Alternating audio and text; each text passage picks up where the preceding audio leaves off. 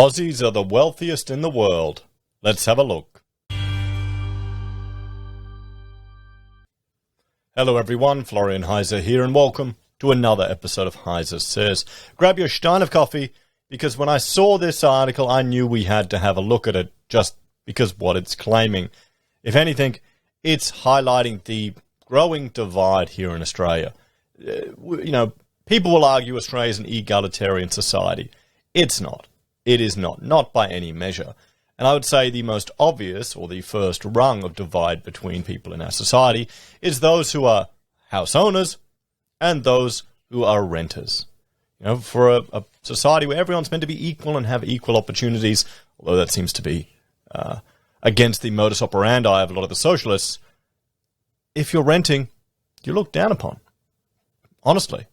And it's kind of funny because everyone wants to be a landlord, so that's how it's going. So this article, Australian adults are the wealthiest in the world, a new global report finds.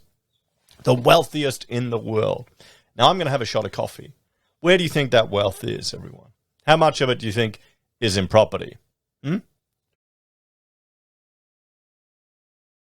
So you can understand why I wanted to go through this. Now before we have a look at this article, let's look at a few other things. Let's start by looking at the average weekly earning.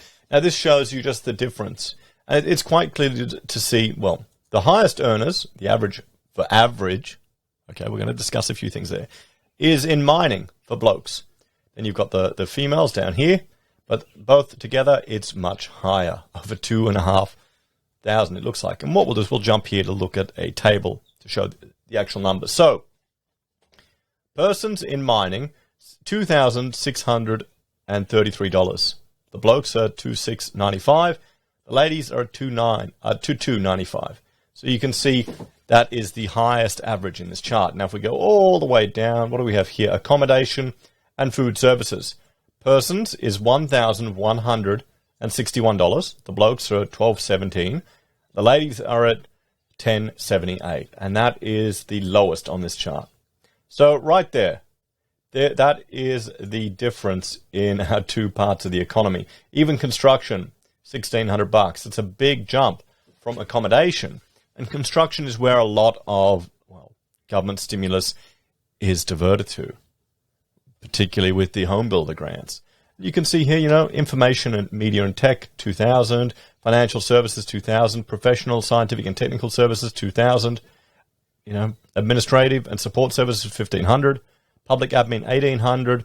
So yeah, that 1,100 is really a lot lower than you think. And, you're going to have some people that aren't even reaching that, everyone, because there's a difference between the average and the median. We're going to look at that in a moment. First, let's look at just the growth of wages from 1990 to 2020. And, you can see there, it's grown equally for both genders. Both of them have gone up. If anything, the ladies have gone up slightly more than the blokes. Slightly more. Of course, our housing has, grown much more, but that's another topic, guys. Don't worry about that. No. Everyone loves expensive housing. Now, I want to talk about median. So you've got median, mean, and mode. Now, what I think is more important is the median. Now, that's where you have 50% of the population on one side, or your sample, and 50% on the other. Now, with wages, because there's so many people, as we saw, earning a higher wage, and it gets even worse the higher you get, it skews it, it pulls it up, it pulls the average isn't right in the middle. In the middle, the median, where half of Australians are below and half of Australians are above, it's a bit less. It's $52,000. We can see here in 2018, 2019, where the average is $63,000. So you can see there why, it's about a 10 grand difference. It's a significant chunk of money. So we need to, there should be more discussion about the median.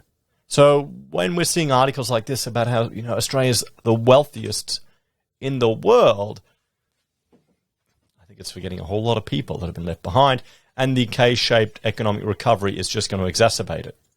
And honestly, I think a lot of it comes down to our obsession with property. Or, how many of those mining people are putting all their money in property? So Australian adults are the wealthiest in the world, a new global report finds. Well, in some regards, we have it really good. Our quality of life is very high. Our human development index is very high. You're always someone else's 1%. That's why it's just so ludicrous seeing all these people complain with first world problems. So, we are rolling in it according to a new study that says Aussie adults are the wealthiest in the world and the number of super rich is expected to rise. Australian adults are the wealthiest in the world, a new report has found. Aussies top the global rankings for median wealth per adult. Okay, that's median wealth.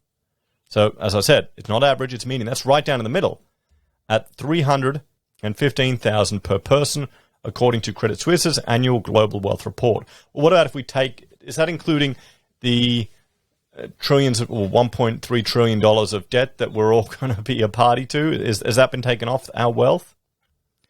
So following closely behind Australia was Belgium, with a median wealth of 305, then Hong Kong at 230, and New Zealand at 227,000 for each adult.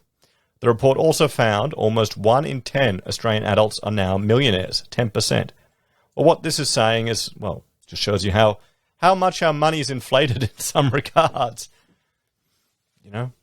Buying a house now as opposed to the 90s, you're not getting the same value for your money, are you? That was one thing my father, because he was a builder, and he'd do a lot of renovation work in Victoria, and people would bring him out to quote on it, and he'd give them a price, and they're saying, "What? This is more than I paid for the house." And I go, well, that's what happens. Things get more expensive. A staggering 9.4% of working Australian adults, 1.8 million, are millionaires in US dollars, which the report was measured in. By 2025, 3 million Australians are expected to be millionaires. Yeah, see, this is the thing. It sounds good, but how many people are millionaires on paper? How many people have $1 million house? Everyone. You got a $800,000 house and you got a couple of $100,000 in super. Do you feel like a millionaire? Mate of mine, his commercial properties skyrocketed. So now he's a multimillionaire on paper. And I'm going, do you feel like one? He goes, oh, not really. There's the secret. Well, chasing. That's the one thing. We've got this whole "you'll own nothing and be happy" statement from the World Economic Forum, which isn't necessarily a prediction or a nefarious plan, but one takeaway from it is this constant desire for material things as an avenue to happiness is quite misplaced.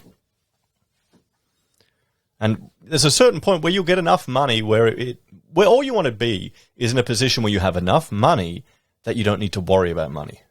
That's kind of it. Because then, people tend to find other drama to fill up their life. Anyway, back to this. Australia's coronavirus recovery, the strength of the Australian dollar, and low interest rates are behind the country's huge jump in wealth in 2020, according to experts. Australia recorded the second highest spike in wealth during 2020, with the average adult gaining an extra 87,000 compared to the previous year. How much of that is in property? Shooting up again.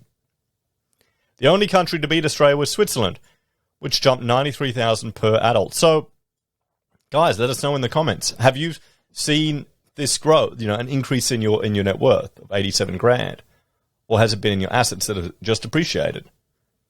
But can you still purchase the same amount with the same money?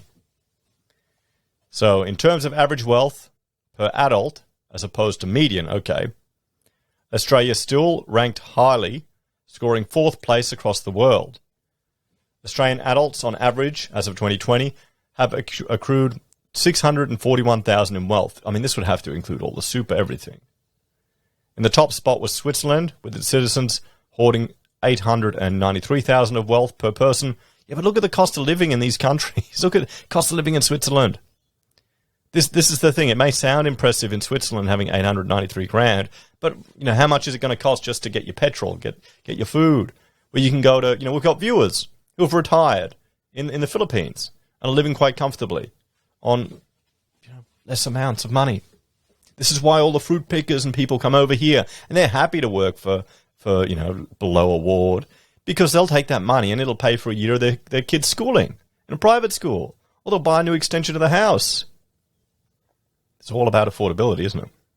Anyway, then we had US and Hong Kong at 669 and 666 respectively. The report also found that Australia now has 3,262 ultra high net worth adults who are pulling up the average wealth across the nation.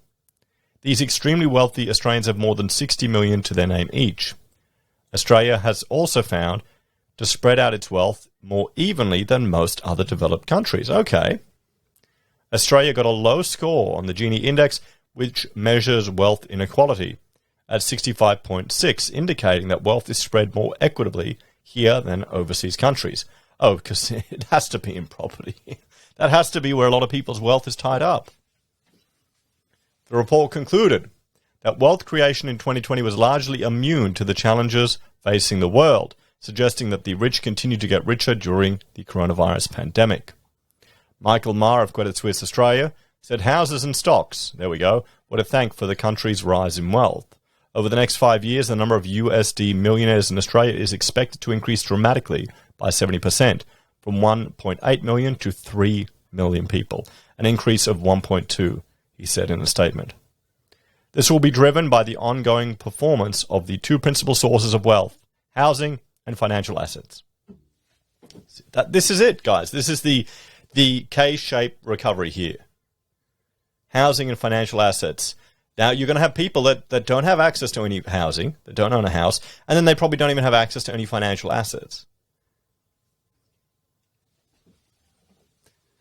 So, the link in normal times between GDP growth and household wealth growth, combined with the expected rapid return of economic activity to its pre-pandemic time path, leads us to believe that wealth will grow at a fast pace over the next 5 years.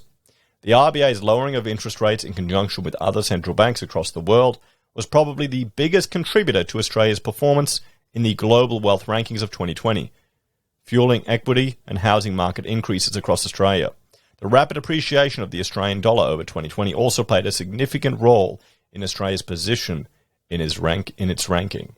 So, I mean, what's the solution or takeaway? And I'm going to sound like a broken record here, because this is because of our long-term obsession with property here in Australia, guys. How can we get off this addiction? It has to be a cultural shift, because there's how many people in property? I want my house to go up in value.